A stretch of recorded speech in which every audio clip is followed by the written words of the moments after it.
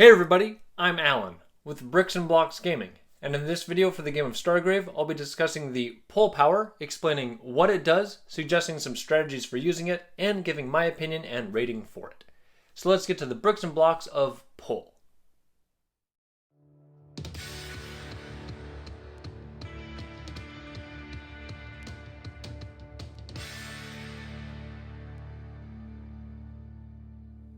In the main Stargrave book, pull is one of the core powers for the Psionicist background.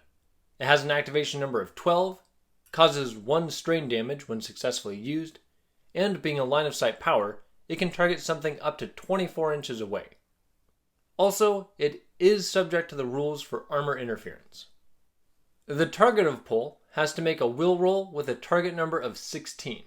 If they fail, the activator gets to move them 6 inches in a horizontal direction, as long as they don't have to travel more than half an inch over terrain. And if the movement leaves them hanging in midair, they'll fall to the ground and take resulting damage. I believe this power is designed to be used on enemy figures, but since the wording says target figure, it can be used on allies as well. However, it's not the most reliable option for moving allied crewmates, as the wording also says the figure must make and fail a will roll to be moved. For players that also play Frostgrave, the pull power is really similar to the push spell in that game, except that spell literally just pushes the figure directly away from the wizard. It also has the potential to move the target up to 20 inches or more, and can move figures vertically, which can mean instant death by falling if the spell is lined up right. For more about push, you can check out my video about the best Sigilist spell in Frostgrave by clicking here or checking in the description box. Pull's ability to move a figure in any direction means it can move a dangerous enemy away from the action, or pull a fragile enemy or loot carrier back into the danger zone.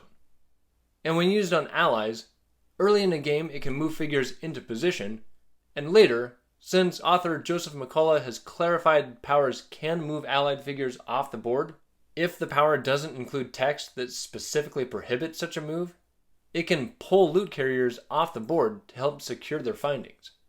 However, powers are never allowed to move enemy figures off the board. Pull can also be used to get figures out of combat or force them into combat.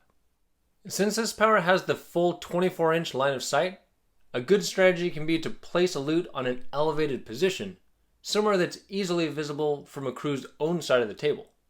Then, every time an opposing figure gets close enough to unlock it, the enemy can be pulled down from the location and take resulting falling damage. Some powers that have similar functions to pull are Fling, which has an activation number that's 4 points lower and doesn't have armor interference, but only has a touch range, and Suggestion, which has the same activation number, strain, 24-inch line of sight, target number to resist, and armor interference. This power only moves the figure 3 inches, and can't move the figure into combat or off a structure in a way that would cause falling damage, but it has the added benefit that any loot carried by the target is dropped. And it's a core power for 2 backgrounds, one of which is the same as Pull's. I find it interesting how similar these 2 powers are, and although Pull can move a figure 2 inches further, 3 inches further, math is hard. I think Suggestion's ability to make an enemy drop any loot they're carrying more than makes up for that, and is more generally useful than Pull's potential to occasionally cause falling damage. And while Pull can move figures in and out of combat, and can move allied loot haulers off the table, due to the target being forced to attempt a resistance roll, I'd recommend the much more reliable Fling instead for this kind of strategy. If some of the other movement powers didn't exist, I would give Pull a higher rating, but as it stands amongst the other options, I give Pull just 2 out of 5 stars, as it's usually better to skip this power in favor of something else. Be sure to check out some of my other Stargrave content and comment below with your thoughts about Pull and whether you agree or disagree with my assessment. I'm Alan with Bricks and Blocks Gaming. Thanks for watching and play well.